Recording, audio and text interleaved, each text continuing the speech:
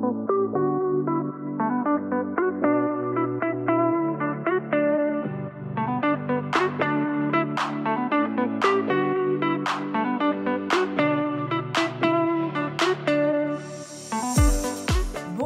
tout le monde, ça y est, deuxième vidéo officielle de cette chaîne YouTube, mais première vraie vidéo si je peux l'appeler ainsi. Du coup aujourd'hui on est mercredi et je vous ai annoncé sur mon compte Insta que je lançais ma chaîne YouTube. Alors la première vidéo est déjà tournée, elle n'est pas encore montée, elle n'est pas encore postée du coup, mais ça ne serait tardé, j'espère pouvoir vous la poster demain, donc jeudi ou vendredi. Je verrai un petit peu comment tout ça se met en place. Donc voilà, pour cette première vidéo, du coup avec du contenu, je voulais vous faire un petit book haul. Je regarde ici à gauche parce que j'ai acheté plusieurs choses. Ce book haul va être divisé en plusieurs parties parce qu'il s'agit de moments d'achat différents. Donc si on revient un petit peu en arrière, samedi matin, j'ai été en librairie. C'était par hasard, on a été bruncher, Nico et moi, et figurez-vous que par hasard, notre voiture s'est retrouvée garée juste à côté d'une petite librairie. Et donc j'ai dit à Nico, je fais, ah bah parfait, je passerai là après notre petit brunch. Et du coup, j'ai trouvé donc ce jour-là 4 livres. Le premier que j'ai choisi, c'est Le restaurant de l'amour retrouvé de Ito Ogawa aux éditions Piquier-Poche. Alors, je sais pas si vous me suivez sur Instagram ou pas, moi j'ai pas tendance à lire les quatrièmes de couverture. Alors du coup, comment est-ce que je choisis les livres? C'est soit j'en ai entendu parler principalement sur Bookstar, soit j'en ai entendu parler parce qu'il vient de sortir, soit la couverture me parle, soit une amie me l'a conseillé, soit un libraire me l'a conseillé, etc. Donc ce que je vous propose de faire, c'est dans la barre d'infos en dessous de cette vidéo, je vous mettrai tous les titres des romans dont je parle ici. Et si le titre vous parle ou si ce que je vous raconte, parce qu'il y a certains livres je sais un peu plus que d'autres, alors je vous invite à aller voir du coup la quatrième de couverture par vous-même. Donc ça c'est le premier roman que je me suis pris. Ensuite, je me suis pris En attendant Bojangles de Olivier Bourdeau aux éditions Folio. Alors à mon avis, celui-ci, vous en avez dû en entendre parler parce que il est sorti tout récemment, il y a quelques semaines maintenant, au cinéma. De ce que j'en ai entendu parler, c'est un livre qui sort de l'ordinaire. C'est pas une histoire classique, si je peux appeler ça comme ça. Cela dit, j'en ai entendu beaucoup de bien. Et par contre, j'ai l'impression on aime ou on n'aime pas. Donc on verra un petit peu ce qu'il en est pour moi. Mais je pense le lire rapidement. Troisième livre que je me suis pris, Les Déracinés. Donc ça, c'est un beau bébé. De Catherine Bardon. Alors ici, ils disent incontournable, un grand roman absolument extraordinaire. Et c'est Gérard Collard qui le dit. Donc c'est aux éditions Pocket. Hop. Et alors il fait 750 pages. Donc vraiment un beau bébé. Mais même chose, j'en ai entendu que du bien. Je sais pas exactement de quoi ça parle. Je sais que c'est un roman historique. Un roman qui va parler de la guerre entre autres, je pense. En tout cas, j'ai hâte de le découvrir. Je sais pas du tout quand est-ce que je vais lire. Mais il me fait bien envie. Et alors, quatrième et dernier roman que je me suis pris. Last minute, j'allais payer, puis je l'ai vu, je me suis dit, allez, c'est bon, j'y vais. Il s'agit de Numéro 2 de David Fonkinos aux éditions Gallimard. C'est une édition que j'aime beaucoup. J'aurais pas encore beaucoup des Gallimard. Je pense que j'en ai 3 ou 4. Mais quand la bibliothèque va s'agrandir, ça va être super joli.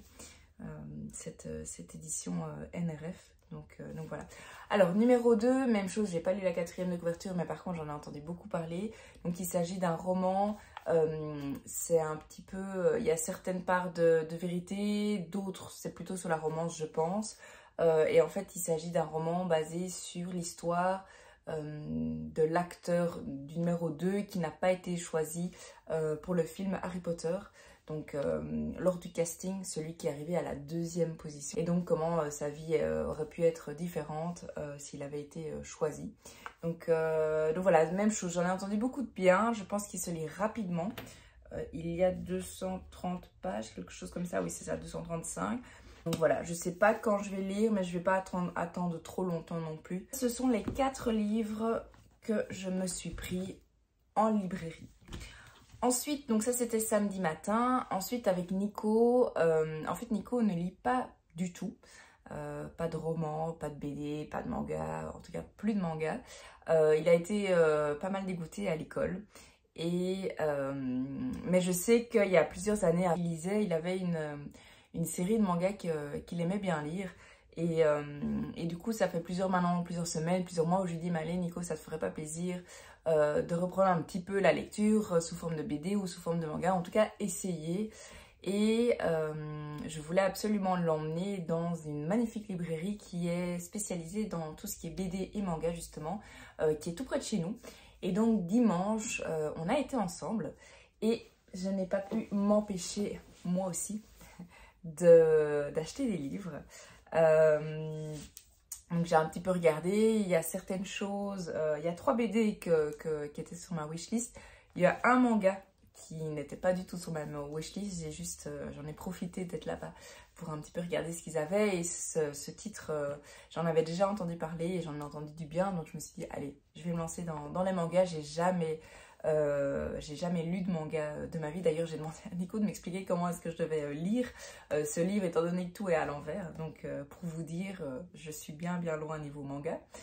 Donc, le manga que j'ai choisi, c'est La Petite Faiseuse de Livres, tome 1. Donc, c'est une saga, il y a plusieurs tomes. Je ne sais pas du tout combien de tomes il y a, mais en tout cas, moi, je vais évidemment commencer avec le tome 1. Donc, ici, la couverture est trop mignonne, je trouve. Et c'est un livre que j'ai vu sur le compte d'Estelle, petite lectrice, qui aime beaucoup cette saga. Je ne sais pas du tout à quel tome elle est exactement, mais en tout cas, elle en parle relativement bien, même très bien. Et elle aime beaucoup, donc voilà, je me demande ce que ça va donner. Alors, bon, j'imagine que je suis moi débutante en manga, mais peut-être que probablement vous en avez déjà vu. Ça a l'air pas mal, j'ai hâte de me lancer et de découvrir un petit peu cette expérience manga que je ne connais pas encore. Ensuite, une autre BD que je me suis prise, il s'agit des Culottés du tome 2. Donc le tome 1, il est plutôt bleu turquoise ou bleu assez flash. C'est de Pénélope Bagieux. Et donc, pour celles et ceux qui ne connaissent pas les Culottés, en fait, il s'agit d'histoires de femmes. Ici, je lis des femmes qui ne font que ce qu'elles veulent. Je pense que c'était une autre phrase pour le tome 1. Mais en tout cas, c'est vraiment l'histoire, oui, de plusieurs femmes et qui racontent un petit peu leur expérience. J'ai pas encore terminé le tome 1. J'ai déjà lu, je pense, les 2 premières histoires. Mais je voudrais me prendre le temps de me replonger dedans. Mais le tome 2 me faisait très très envie. Et du coup j'en ai profité d'être dans ce beau magasin pour me le procurer. Alors, un autre livre que je me suis pris, c'est La rose la plus rouge s'épanouit. Et c'est de Liv Strömquist. J'espère que je prononce bien. Par contre, il est encore fermé, donc je l'ouvre et je reviens.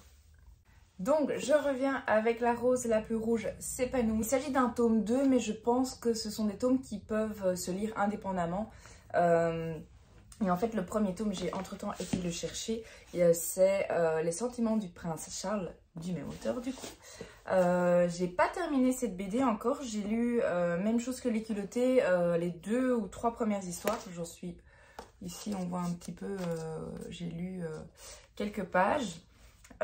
Et j'aime beaucoup. C'est vraiment un livre qui est dédié à tout ce qui est féminisme, la place de la femme dans la société, la place de l'homme, etc.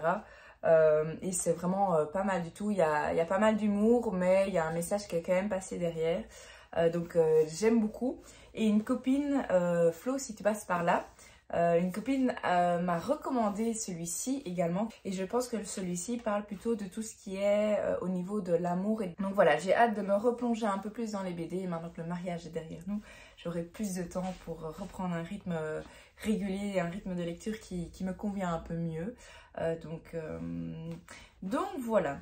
Et alors, dernier achat que j'ai fait à ce magasin de BD, c'est la BD Malgré tout. Peut-être, probablement que vous l'avez déjà vu passer, de Jordi Lafèbre, et c'est aux éditions d'Argo. C'est une BD que j'ai vu beaucoup passer sur Bookstar il y a maintenant plusieurs mois. Apparemment, elle est magnifique, en tout cas, je n'ai entendu que du bien. Il y a même des gens qui ont eu la petite larme. Je ne sais pas si c'est à la fin ou pendant la lecture. Mais en tout cas, ça a l'air d'être une très belle bande dessinée. Donc ça, c'est ce que je me suis procuré dans cette fameuse librairie dédiée à la BD et au manga. Et du coup, dans ce magasin, finalement, Nico n'est pas reparti les mains vides non plus. Il était parti pour des BD style policier, aventure. Et finalement, suite au conseil du vendeur, il est parti pour 2 BD, donc c'est une biologie, c'est moins drôle que des policiers, c'est plus sérieux, ça parle d'Hitler, donc c'est vraiment 2 BD historiques, et c'est La part de l'ombre, tome 1 sur 2 de Tuer Hitler, donc Tuer Hitler, je pense que c'est le titre de la duologie. Ah non, le titre de la duologie c'est La part de l'ombre, le tome 1 c'est Tuer Hitler, et le tome 2, c'est Rendre justice. Et donc, les 2 livres sont écrits à 4 mains. C'est écrit par Patrice Perna et Francisco Ruiz. Et c'est aux éditions Glénat. Donc, vraiment, les BD, en tout cas, les couvertures sont très jolies, je trouve. Ici, on voit les 2. Et alors, juste pour vous montrer un petit peu les dessins, à quoi ça ressemble. Voilà le style de planche que vous pouvez y retrouver ici. Donc voilà, il n'a pas encore commencé. Je lui demanderai évidemment de me faire un petit retour pour voir s'il a aimé, s'il n'a pas aimé, si ça se lit vite ou pas. Mais généralement, les BD, ça se lit relativement vite. Donc voilà, ça, ce sont les 2 BD que Nico a prises. Et alors, je terminerai ce book haul par un livre que j'ai commandé sur internet cette fois, que j'ai eu à mon retour, et il s'agit de Souviens-toi que tu m'aimes de Catherine Rose Barbieri, j'espère que je prononce bien, aux éditions Roman Erol. Même chose, c'est un livre qui est sorti maintenant il y a plusieurs mois, voire plusieurs années, ou en tout cas 1 an je pense. Je regarde ici, oui c'est ça, c'est sorti en 2020. Et j'en avais entendu un petit peu parler sur Bookstar et l'histoire me disait bien, mais j'avais jamais franchi le pas, et du coup il était sur ma wishlist d'Anglyph depuis un petit moment, et puis en regardant ma wishlist je me suis dit allez, j'ai envie de passer le pas, et donc voilà, je me suis procuré ce livre aussi, et il est très agréable au toucher. En tout cas, c'est une matière, je sais pas trop décrire, c'est pas lisse, c'est pas velouté comme ça, mais c'est assez particulier. Mais c'est très agréable. C'est très lumineux en tout cas.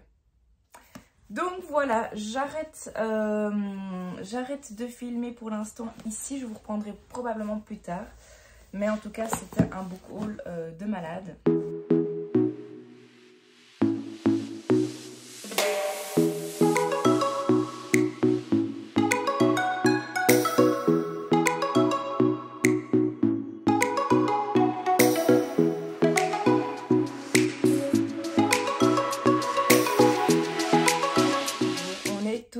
Mercredi, je me suis fait un bon petit thé et je reviens cet après-midi parce que j'ai fait une réception. Alors je ne suis pas certaine de quel livre il s'agit, donc ça me vient des éditions Le Duc. Je sais que j'ai un livre qui devrait arriver bientôt, mais je pensais pas que c'était les éditions Le Duc qui allaient me l'envoyer. Donc je suis assez curieuse de savoir de quel livre il s'agit exactement. Hop. Ah si, si, si, si. C'est pas le livre auquel je pensais, mais c'est bien les éditions Le Duc. Et les éditions plus précisément Alizio. Ah, je suis trop contente. Par contre, le livre a été un tout petit peu abîmé dans le transfert. Et il s'agit du livre de Anthony Nevo. Je pense que c'est son deuxième livre, en tout cas minimum son deuxième livre. C'est Il suffit d'une décision pour changer de vie, donc aux éditions Alizio. Récemment, la maison d'édition m'avait contactée pour savoir si j'étais intéressée de recevoir ce livre et j'avais répondu directement que ça m'intéressait énormément parce que il s'agit de l'auteur en fait. Je ne sais pas si vous avez déjà vu ce livre passer, mais donc c'est Il suffit d'une rencontre pour changer de vie.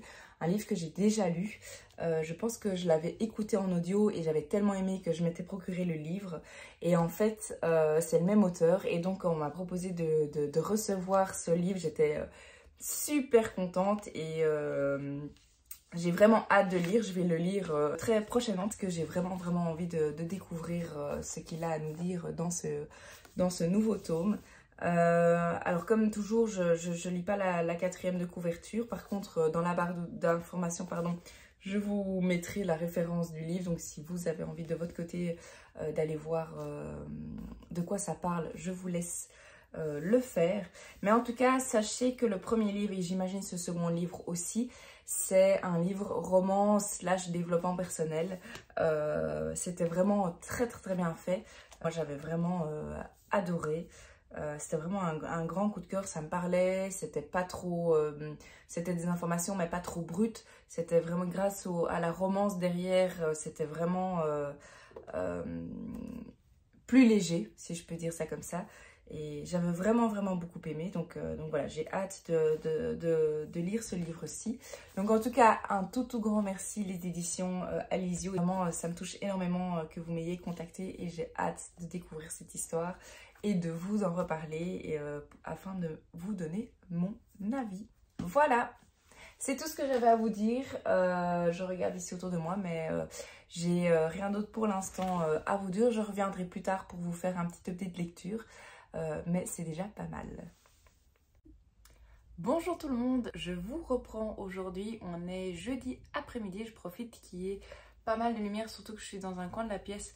Il n'y a pas beaucoup de lumière, mais ça me permet d'être au calme et pas d'être dans le salon où tout le monde m'entend faire mes vidéos.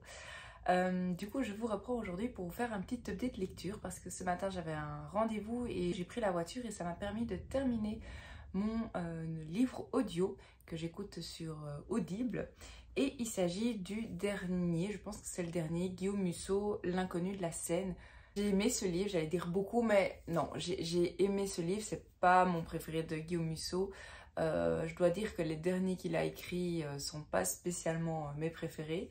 Mais j'ai passé un bon moment, c'est fidèle à lui-même dans le sens où c'est une écriture légère, mais pas en termes négatifs. Par exemple en audiolivre c'était vraiment parfait pour moi de l'écouter en conduisant. Quand j'écoute un audiolivre, j'aime pas que ce soit un livre trop ou qui demande trop de concentration. Donc voilà, c'était vraiment une lecture qui se prêtait parfaitement bien pour une lecture audio. Cela dit, je trouve que l'histoire est un petit peu complexe, un petit peu tirée par les cheveux. Ça fonctionne, mais je trouve que ouais, c'est à un moment je me suis demandé où est-ce qu'il voulait nous emmener. Bon, ça arrive souvent dans les livres de Guillaume Musso, mais je trouve que la fin, je sais pas, peut-être c'est parce que je m'attendais à autre chose, et donc voilà. Mais en tout cas, j'ai passé un bon moment, ça oui. C'est pas mon préféré, ça c'est certain, mais c'est un livre, si vous cherchez un livre qui se lit facilement, rapidement, c'est un policier, ça je vous le recommande, ça c'est sûr. C'était une bonne lecture, voilà. Alors, pour celles et ceux que ça intéresse, je vais vous lire la quatrième de couverture. Étant donné que moi, maintenant j'ai lu le livre, je me permets de regarder la quatrième. Par une nuit brumeuse de décembre, une jeune femme est repêchée dans la Seine au niveau du Pont-Neuf. Nue, amnésique, mais vivante. Très agitée, elle est conduite à l'infirmerie de la préfecture de police de Paris, d'où elle s'échappe au bout de quelques heures. Les analyses ADN et les photos révèlent son identité. Il s'agit de la célèbre pianiste Milena Bergman. Mais c'est impossible car Milena est morte dans un crash d'avion il y a plus d'1 an. Raphaël, son ancien fiancé, et Roxane, une flic fragilisée par sa récente mise au placard, se prennent de passion pour cette enquête. Bien décidés à éclaircir ce mystère, comment peut-on être à la fois morte et vivante? Ce que j'ai bien aimé dans ce livre, j'ai vraiment eu un coup de cœur pour le personnage principal qui est Roxane. En tout cas, un des personnages principaux, la flic. Au début du livre, on comprend très vite, c'est vraiment dans les premiers chapitres qu'elle est mise de côté. On ne sait pas très bien pourquoi. D'ailleurs, à la fin du livre, on ne sait toujours pas si... Oui, non, on ne sait toujours pas. Et en fait, du coup, elle décide petit à petit de mener sa propre enquête sur cette histoire. Et vraiment, je la trouve super attachante. Malgré ce qui lui est arrivé, elle décide de continuer, de foncer. Et on voit qu'elle est vraiment motivée par l'enquête de manière générale. Cette enquête-ci en particulier, évidemment, mais par l'enquête de manière générale. Et c'est limite une passion. Et je trouve ça vraiment génial de passer du temps à côté de ce personnage. Et alors, il y a un autre personnage qui est un personnage secondaire dans ce roman. Elle s'appelle Valérie et en fait, elle va aider d'une certaine manière Roxane à mener à bien son enquête. Et je trouve que Valérie, c'est une fille pétillante, motivée, avec énormément d'énergie. Et ça fait vraiment du bien d'avoir passé quelques heures en sa compagnie. Donc voilà, je trouvais, comme je l'ai dit, l'enquête est bien menée. Tout se tient, tout a un sens, tout a un objectif final, etc. La seule chose, c'est que je trouve, d'une certaine manière, c'est un peu complexe.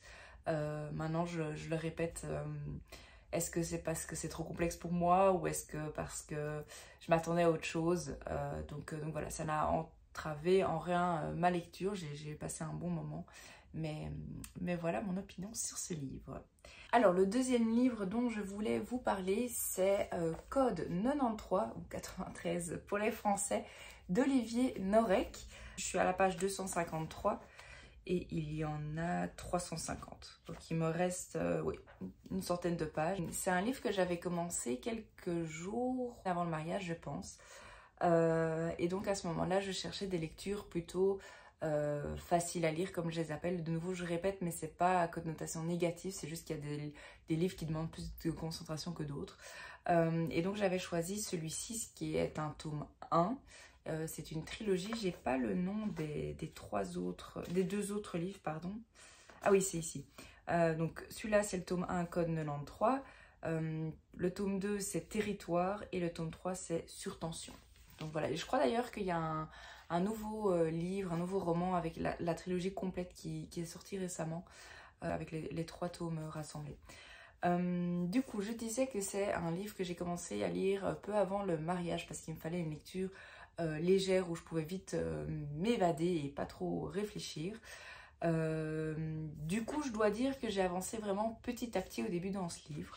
Pas que je n'aimais pas, c'est juste que j'avais trop de stress, trop de choses en tête. Et j'ai repris ma lecture maintenant il y a 2 jours, je pense. Et en fait, j'ai décidé de revenir en arrière, une petite centaine de pages en arrière pour vraiment me remettre dans l'ambiance et relire certaines choses dont je me souvenais, mais je ne me souvenais pas de tout. Et donc, ça m'a permis vraiment de re-rentrer dans l'histoire et de retrouver les bases, etc. Et maintenant, j'arrive vraiment à un passage où, ça fait maintenant plus de 150 de pages, qui est nouveau, entre guillemets, pour moi. Et j'aime trop. J'arrive pas à voir où on va, j'arrive pas à voir le dénouement. Mais c'est ça aussi que j'adore dans la lecture, c'est que l'auteur nous emmène dans un monde... je me pose 1000 questions. Je sais pas comment va être la fin, surtout que c'est une trilogie, donc je sais pas sur quoi on va s'arrêter. Mais c'est vraiment une enquête super, il y a plusieurs éléments, c'est comme un grand puzzle, il y a plusieurs éléments en parallèle et il y a plusieurs personnages évidemment et du coup chaque personnage raconte une partie de l'histoire et chaque personnage vient compléter ce grand puzzle et c'est super addictif je trouve, donc j'ai hâte de le terminer, je pense pouvoir le terminer aujourd'hui. Donc voilà, mais en tout cas vraiment Olivier Norek, j'ai déjà lu, je sais plus si c'est 1 ou 2 d'Olivier Norek. J'ai lu Impact, ça c'est sûr. Et je sais plus. Surface. Ouais. J'ai lu Impact et j'ai lu Surface de cet auteur. Ouais. C'est un auteur que j'aime beaucoup, que j'ai découvert récemment d'une certaine manière, mais il y a 1 an environ avec son roman Impact. D'ailleurs, un roman que je conseille plus. Il m'avait foutu la chair de poule d'une certaine manière parce qu'il parle d'une problématique actuelle, etc. Et je trouve que ces romans sont vraiment très bien écrits, sont addictifs, il y a du suspense, on se demande où est-ce que, comment tout va se mettre dans l'ordre, etc. Mais vraiment une lecture très addictive, j'ai hâte de terminer et de poursuivre la trilogie, mais pas tout de suite je pense. Voilà, donc ça c'est ma lecture en cours, donc mon update lecture s'arrête ici.